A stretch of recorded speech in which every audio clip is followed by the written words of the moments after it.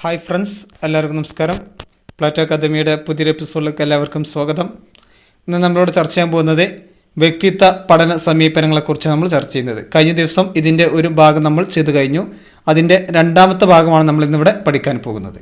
Okay, അതിൽ നമ്മൾ ആദ്യം ചർച്ച ചെയ്തത് ഇനസമീപനം അല്ലെങ്കിൽ രൂപസമീപനത്തെക്കുറിച്ച് ചർച്ച ചെയ്തു. അതിൽ ക്രഷ്മറുടെ ആശയത്തെക്കുറിച്ച് നമ്മൾ വളരെ വിശദമായിട്ട് ചർച്ച ചെയ്തു. ഇനി നമ്മൾ ചർച്ച ചെയ്യാൻ പോകുന്നത് ഹെർബർട്ട് ഷെൽഡന്റെ വ്യക്തിത്വ പഠനവുമായി ബന്ധപ്പെട്ട സമീപനങ്ങളെക്കുറിച്ചാണ് നമ്മൾ ഇന്ന് ചർച്ച ചെയ്യാൻ പോകുന്നത്. ഓക്കെ, എന്താണ് ഹെർബർട്ട് ഷെൽഡൻ വ്യക്തിത്വത്തെക്കുറിച്ച് പറഞ്ഞിട്ടുള്ളത്? ശാരീരിക പ്രത്യേകതകളുടെ അടിസ്ഥാനത്തിൽ വ്യക്തിത്വത്തെ വർഗീകരിച്ചതാരാണ്? ഹെർബർട്ട് ഷെൽഡൻ ആണെന്ന് ഓർക്കുക. ശാരീരിക പ്രത്യേകതകളുടെ അടിസ്ഥാനത്തിൽ വ്യക്തിത്വത്തെ വർഗീകരിച്ചതാരാണ്? ഹെർബർട്ട് ഷെൽഡൻ ആണെന്ന് ഓർത്ത് വെക്കുക. ഓക്കെ, ദെൻ അദ്ദേഹത്തിൻ്റെ കാഴ്ചപ്പാട്, അദ്ദേഹം പ്രധാനമായിട്ടും 3 രീതിയിലാണ് തരംതിരിച്ചിട്ടുള്ളത്. അദ്ദേഹം പ്രധാനമായിട്ടും വ്യക്തിയുടെ സവിശേഷതകളെ തരംതിരിച്ചിട്ടുള്ളത് 3 രീതിയിലാണ് അദ്ദേഹം തരംതിരിച്ചിട്ടുള്ളത്. ഒന്ന് എൻഡോമോർഫിക്, ഒന്നെന്താണ് എൻഡോമോർഫിക്. രണ്ടാമത്തത് മീസോമോർഫിക്, മീസോമോർഫിക്. മൂന്നാമത്തെ എക്ടോമോർഫിക്. അപ്പോൾ ഏതൊക്കെയാണ്? Endomorphic, മീസോമോർഫിക്, ectomorphic. ഇങ്ങനെ 3 രീതിയിലാണ് അദ്ദേഹം തരംതിരിച്ചിട്ടുള്ളത്. ഓക്കെ, ഇദ്ദേഹത്തിൻ്റെയും അതുപോലെ തന്നെ ക്രഷ്മറിൻ്റെയും ആശയങ്ങൾ തമ്മിൽ വലിയ മാറ്റമൊന്നുമില്ല. എല്ലാം ഒന്ന് തന്നെ, ഒരു ആശയം ഒന്ന് തന്നെ. നമ്മൾ ഡിസ്കസ് ചെയ്യുന്ന സമയത്ത് നിങ്ങൾക്ക് മനസ്സിലാക്കും. ഓക്കെ, അപ്പോൾ ഇത് നമുക്ക് ഈ 3 പേരുകൾ ഓർത്തു വെക്കാൻ ഒരു ചെറിയ ഒരു കോഡ് ഞാൻ സെറ്റ് ചെയ്തിട്ടുണ്ട്. എൻ്റെ മീശ എടോ, എൻ്റെ മീശ എടോ എന്ന് പറഞ്ഞാൽ, അതായത് എൻ്റെ എന്നതിൽ നമുക്ക് എന്തോർക്കാം? എൻഡോമോർഫിക് എന്ന് ഓർക്കാം. മീശ എന്നതിൽ നമുക്ക് എന്തോർക്കാം? മീസോമോർഫിക് എന്ന് ഓർക്കാം. എഡോ എന്നതിൽ എന്തോർക്കാം? നമുക്ക് എക്ടോമോർഫിക് എന്ന് ഓർക്കാം. ഓക്കെ, അപ്പം എൻ്റെ മീശ എഡോ എന്ന് പറഞ്ഞാൽ നമുക്ക് എന്ത് കിട്ടണം? എൻഡോമോർഫിക്, മീസോമോർഫിക്, എക്ടോമോർഫിക് എന്ന് നമുക്ക് ഓർമ്മ വരണം. ഓക്കെ, ദെൻ ഇനി എന്താണ് എൻഡോമോർഫിക് എന്ന് പറയുന്നത്? എൻഡോമോർഫിക് എന്ന് പറഞ്ഞാൽ ശ്രദ്ധിക്കേണ്ടത്, അതായത് ഉരുണ്ട് തടിച്ചിട്ടുള്ള വളരെ മൃദുവായ ശരീരക്കാരാണ് ആര്? ഈ എൻഡോമോർഫിക് വിഭാഗക്കാരെന്ന് പറയുന്നത്. വളരെ തടി കൂടിയിട്ടുള്ള, ഉരുണ്ട് തടിച്ച, അതുപോലെ തന്നെ മൃദുവായിട്ടുള്ള ശരീരമുള്ള ആളുകളെ നമ്മൾ എന്ത് പറയുന്നത്? എൻഡോമോർഫിക് എന്ന് പറയുന്നത്. ഓക്കെ, പിന്നെ അതുപോലെ തന്നെ സമൂഹ ബന്ധങ്ങളിൽ വളരെയധികം സാമൂഹികമായിട്ട് ഇടപെടാൻ വളരെയധികം താല്പര്യമുള്ള ഒരു കൂട്ടരാണ്. അതുപോലെ തന്നെ വളരെ സ്നേഹത്തോടെയുള്ള പെരുമാറ്റം, വളരെ സ്നേഹത്തോടുള്ള പെരുമാറ്റം, സംസാരപ്രിയരായിട്ടുള്ള ആളുകളാണ് ആര്? ഈ എൻഡോമോർഫിക് വിഭാഗക്കാരെന്ന് പറയുന്നത്. കൂടാതെ സംസാരിക്കാൻ അവർക്ക് ഇഷ്ടമായിരിക്കും. സാമൂഹിക ബന്ധങ്ങളിൽ ഇടപെടാൻ അവർക്ക് എന്തായിരിക്കും? കൂടുതൽ താല്പര്യമുണ്ടായിരിക്കും. ഇതാണ് എൻഡോമോർഫിക് എന്ന് പറയുന്നത്. ഓക്കെ, അപ്പം ഇവിടെ ഒരു ഇതുണ്ട്. അതായത് ഇവിടെ നമ്മൾ മനസ്സിലാക്കേണ്ടത്, നമ്മൾ കഴിഞ്ഞ ദിവസം ക്രഷ്മറിൻ്റെ ആശയത്തെക്കുറിച്ച് നമ്മൾ ചർച്ച ചെയ്തിരുന്നു. ക്രഷ്മറിൻ്റെ പിക്നിക് എന്ന ആശയം എങ്ങനെയാണോ അതിന് സമാനമാണ് ആരുടെ? ഈ ഹെർബർട്ട് ഷെൽഡന്റെ എൻഡോമോർഫിക് എന്ന് പറയുന്നത്. ഓക്കെ, അല്ലെങ്കിൽ ഹെർബർട്ട് ഷെൽഡന്റെ എൻഡോമോർഫിക്കിന് സമാനമാണ് ക്രഷ്മറിന്റെ പിക്നിക് എന്നുള്ളത് എന്ത് ചെയ്യുക? ഓർത്തു വെക്കുക. അപ്പം ഇത് പ്രത്യേകിച്ചൊന്നും പഠിക്കേണ്ട ആവശ്യമില്ല. ക്രഷ്മറിന്റെ പിക്നിക്കിന് സമാനമാണ് ആരുടെ? ഹെർബർട്ട് ഷെൽഡന്റെ എൻഡോമോർഫിക് എന്നുള്ള ആശയം എന്ത് ചെയ്യുക? ഓർത്ത് വെക്കുക. Okay, then രണ്ടാമത്തതാണ് മീസോമോർഫിക്. മീസോമോർഫിക് എന്ന് പറഞ്ഞാൽ എന്താണ്? നമ്മൾ പറഞ്ഞിട്ടുണ്ട്. അതായത് ശ്രദ്ധിക്കുക, എന്താ മീസോമോർഫിക് എന്ന് പറഞ്ഞാൽ? വളരെ ദൃഢമായ പേശികളോട് കൂടിയിട്ടുള്ള ആളുകൾ. അവർ വളരെ ഉത്സാഹമുള്ള ആളുകളായിരിക്കും, ഉന്മേഷമുള്ളവരായിരിക്കും. അതുപോലെ തന്നെ ഉറച്ച അഭിപ്രായമുള്ള, നല്ല തീരുമാനമെടുക്കാൻ കഴിയുന്ന ആളുകളാണ് മീസോമോർഫിക് എന്ന് പറയുന്നത്. ദൃഢപേശികളുള്ള, നല്ല ഉറച്ച ശരീരമുള്ള, നല്ല ഉന്മേഷമുള്ള, അതുപോലെ തന്നെ ഉറച്ച അഭിപ്രായമുള്ള, സൗണ്ട് ഡിസിഷൻസ് ഉള്ള, ഉറച്ച തീരുമാനങ്ങൾ എടുക്കുന്ന ഒരു വിഭാഗക്കാരെ നമ്മളെന്ത് പറയാ? മീസോമോർഫിക് എന്ന് പറയുക. ഓക്കെ, അപ്പം ഇത് നമ്മൾ പറഞ്ഞിട്ടുണ്ട്. ക്രഷ്മറിന്റെ അത്ലറ്റിക്കിന് സമാനമായിട്ടുള്ള ആളുകളാണ് മീസോമോർഫിക് എന്ന് പറയുന്നത്. ക്രഷ്മറിന്റെ അത്ലറ്റിക്കിന് സമാനമായിട്ടുള്ള വിഭാഗക്കാരാണ് ഏത്? മീസോമോർഫിക് എന്ന് പറയുന്നത്. അല്ലെങ്കിൽ ഹെർബർട്ട് ഷെൽഡന്റെ മീസോമോർഫിക്കിന് സമാനമാണ് ക്രഷ്മറിന്റെ അത്ലറ്റിക്കിലെ ആളുകളെന്ന് പറയുന്നത്. ഓക്കെ, അത് അങ്ങോട്ടും ഇങ്ങോട്ടും പറയാം. അപ്പം അങ്ങനെ ജസ്റ്റ് അത് കണക്ട് ചെയ്ത് വെച്ചാൽ നിങ്ങൾക്ക് ഓർക്കാൻ സാധിക്കും. Then ectomorphic. എന്താണ് എക്ടോമോർഫിക് എന്ന് പറയുന്നത്? എക്ടോമോർഫിക് എന്ന് പറഞ്ഞാൽ വളരെ നല്ല ഉയരമുള്ള, പൊക്കമുള്ള, മെലിഞ്ഞ ശരീരമുള്ള വിഭാഗക്കാരെ നമ്മളെന്ത് പറയുക? എക്ടോമോർഫിക് എന്ന് പറയാം. വളരെ ഉയരമുള്ള, പിന്നെ മെലിഞ്ഞ ശരീരമുള്ള ഒരു വിഭാഗക്കാരെ നമ്മൾ എന്ത് പറയുന്നത് എക്ടോമോർഫിക് എന്ന് പറയുന്നത്. അവർ പൊതുവെ പിന്നെ എന്തായിരിക്കും, അവർ പിന്നെ വളരെ വൈകാരികത കൂടുതലുള്ള വിഭാഗക്കാരും അതുപോലെ തന്നെ അവരുടെ പ്രത്യേകത എന്താണ്, പിന്നെ ഭീതിയുള്ള ആളുകളുമായിരിക്കും. വളരെ ഭീതിയുള്ളവരും അല്ലെങ്കിൽ വിഷമമുള്ളവരും വൈകാരികത കൂടുതലുള്ള വിഭാഗക്കാരാണ് ആര്, എക്ടോമോർഫിക് എന്ന് പറയുന്നത്. ഓക്കെ, അതുപോലെ തന്നെ മറ്റൊരു പ്രത്യേകത അവർക്ക് സമൂഹത്തിലേക്ക്, കാരണം ഈ ഭീതി ഉള്ളത് കൊണ്ട് തന്നെ സമൂഹത്തിലേക്ക് ഇറങ്ങിച്ചെല്ലുക എന്നുള്ളത് അവരെ സംബന്ധിച്ചിടത്തോളം വളരെയധികം പ്രയാസമായിരിക്കും. അപ്പം സമൂഹ ബന്ധങ്ങളിൽ ഏർപ്പെടുക എന്നുള്ളതും അവരെ സംബന്ധിച്ചിടത്തോളം എന്താണ്, ബുദ്ധിമുട്ടാണ്. അപ്പോൾ സമൂഹത്തിൽ നിന്ന് പിൻവാങ്ങുന്ന പിന്നെ വളരെ പിന്നെ വൈകാരികത കൂടുതലുള്ള കൂടാതെ ഭീതി കൂടിയ പിന്നെ പൊക്കത്തോടെ മെലിഞ്ഞ ശരീരമുള്ള ആളുകളെ നമ്മൾ എന്ത് പറയുന്നത്, എക്ടോമോർഫിക് എന്ന് പറയുന്നത്. ഓക്കെ, ഇത് ഏതിന് സമാനമാണ്, ക്രഷ്മറിൻ്റെ പിന്നെ അസ്തനിക് വിഭാഗക്കാർക്ക് സമാനമാണ് ഏത്, എക്ടോമോർഫിക് എന്ന് പറയുന്നത്. ഓക്കെ, ഇത്രയും കാര്യങ്ങളാണ് പിന്നെ അവരുടെ ആശയം, ഹെർബർട്ട് ഷെൽഡൻ്റെ ആശയത്തെക്കുറിച്ച് നമുക്ക് പറയാനുള്ളത്. ഓക്കെ, ഇനി നമ്മൾ ചർച്ച ചെയ്യാൻ പോകുന്നത് സവിശേഷക സമീപനങ്ങളെക്കുറിച്ചാണ് ചർച്ച ചെയ്യുന്നത്.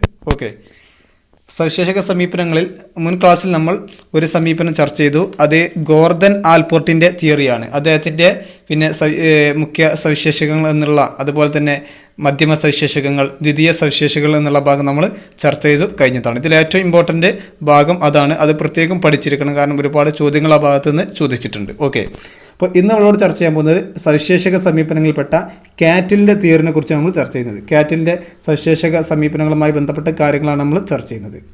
ഓക്കെ, നമുക്ക് നോക്കാം എന്തൊക്കെയാണ് അദ്ദേഹത്തിൻ്റെ കാഴ്ചപ്പാട്. പ്രധാനമായിട്ടും വ്യക്തിത്വ സവിശേഷകങ്ങളെ 4ആയിട്ടാണ് അദ്ദേഹം തരംതിരിച്ചിട്ടുള്ളത്. വ്യക്തിത്വ സമീപനങ്ങളെ അല്ലെങ്കിൽ വ്യക്തിത്വ സവിശേഷകങ്ങളെ 4ആയിട്ടാണ് ആര് തരംതിരിച്ചിട്ടുള്ളത്, കാറ്റിൽ തരംതിരിച്ചിട്ടുള്ളത്. ഒന്ന് സാമാന്യ സവിശേഷകങ്ങൾ, കോമൺ ട്രൈറ്റ് എന്ന് പറയും. അതുപോലെ തന്നെ 2 തനിമ സവിശേഷകങ്ങൾ, യുണൈക്ക് എന്ന് പറയും, യുണൈക്ക് ട്രൈറ്റ് എന്ന് പറയും. അതുപോലെ തന്നെ പ്രതല സവിശേഷകങ്ങൾ എന്ന് പറഞ്ഞാൽ സർഫേസ് ട്രൈറ്റ്. അതുപോലെ തന്നെ പ്രഭവ സവിശേഷകങ്ങൾ, സോയ്സ് ട്രൈറ്റ്. ഇങ്ങനെ 4ആയിട്ടാണ് പിന്നെ വ്യക്തിത്വ സവിശേഷകങ്ങളെ കാറ്റിൽ തരംതിരിച്ചിട്ടുള്ളത്. ഇനി നമുക്ക് ഓരോന്നും എന്തെന്ന് ചർച്ച ചെയ്യാം. അതിന് മുന്നോടിയായിട്ട് ഇത് 4 ഓർത്ത് വെക്കാൻ ഒരൊറ്റ ചെറിയ ഇതിൽ നിന്ന് കണക്റ്റ് ആകുന്ന ഒരു രീതി നമുക്ക് പറയാം. എങ്ങനെയാണ്, സമ തനിമ പ്രതല പ്രഭവം, സമതനിമ പ്രതല പ്രഭവം എന്ന് പറയാം. സമതനിമ പ്രതല പ്രഭവം അല്ലേ. അപ്പോൾ സമ എന്നതിൽ നമുക്ക് എന്ത് ഓർക്കാം, സാമാന്യം എന്ന് ഓർക്കാം. തനിമ എന്നതിൽ തനിമ തന്നെ എന്ന് ഓർക്കാം.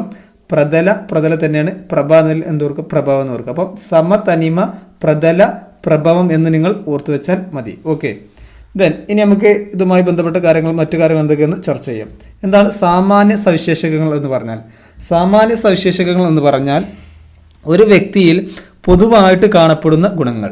ആ വ്യക്തി എന്നല്ല, എല്ലാ വ്യക്തികളിലും നമ്മൾ പൊതുവായിട്ട് കാണപ്പെടുന്ന ഗുണങ്ങളാണ് എന്ത് പറയുന്നത്, സാമാന്യ സവിശേഷകങ്ങൾ എന്ന് പറയുന്നത്. ഉദാഹരണം പറയാം, സത്യസന്ധത, അതുപോലെ തന്നെ സഹകരണ മനോഭാവം, അക്രമം. ഇതൊക്കെ പൊതുവായിട്ട് എല്ലാ വ്യക്തികളിലും കാണപ്പെടുന്ന ഒരു സ്വഭാവമാണ്. ഇങ്ങനെ പൊതുവായിട്ട് കാണപ്പെടുന്ന സ്വഭാവത്തെ നമ്മൾ എന്ത് പറയുന്നത്, സാമാന്യ സവിശേഷകങ്ങൾ എന്ന് പറയുന്നത്. ഓക്കെ, അതുകൊണ്ട് പിന്നെ എന്തർത്ഥമില്ല, ആ വ്യക്തിക്കൊക്കെ പിന്നെ എപ്പോഴും ആ സ്വഭാവമാണെന്ന് നമുക്ക് പറയാൻ പറ്റില്ല. ഇപ്പോൾ ഒരാൾ എപ്പോഴും പിന്നെ ഒരാൾ അക്രമം കാണിക്കുന്നു, അതുകൊണ്ട് ആ വ്യക്തി എപ്പോഴും ആക്രമിക്കുന്ന ആളെന്ന് നമുക്ക് പറയാൻ പറ്റില്ല. അല്ലെങ്കിൽ ഒരാൾ പിന്നെ സത്യം പറയുന്നു, അതുകൊണ്ട് ഹോണസ്റ്റിയാണ്, അതുകൊണ്ട് അയാൾ എപ്പോഴും സത്യം തന്നെ പറയുന്നത് നമുക്ക് പറയാൻ പറ്റില്ല. പൊതുവായിട്ട് എല്ലാവരിലും കാണപ്പെടുന്ന ഗുണങ്ങളാണ് എന്ത്, സാമാന്യ സവിശേഷകങ്ങൾ. അല്ലെങ്കിൽ ഒരു വ്യക്തിയിൽ പൊതുവായിട്ട് കാണപ്പെടുന്ന ഗുണങ്ങൾ നമുക്ക് എന്ത് പറയാം, സാമാന്യ സവിശേഷകങ്ങൾ എന്ന് പറയാം. ഓക്കെ, പിന്നെ തനിമ സവിശേഷകങ്ങൾ. എന്താ തനിമ സവിശേഷകങ്ങൾ എന്ന് പറഞ്ഞാൽ, യുണീക്ക് ട്രൈറ്റ് എന്ന് പറഞ്ഞാൽ എന്താണ്, യുണീക്ക് ട്രൈറ്റ് എന്ന് പറഞ്ഞാൽ എന്താണ്, അത് these trait are which are unique to a person അല്ലെ,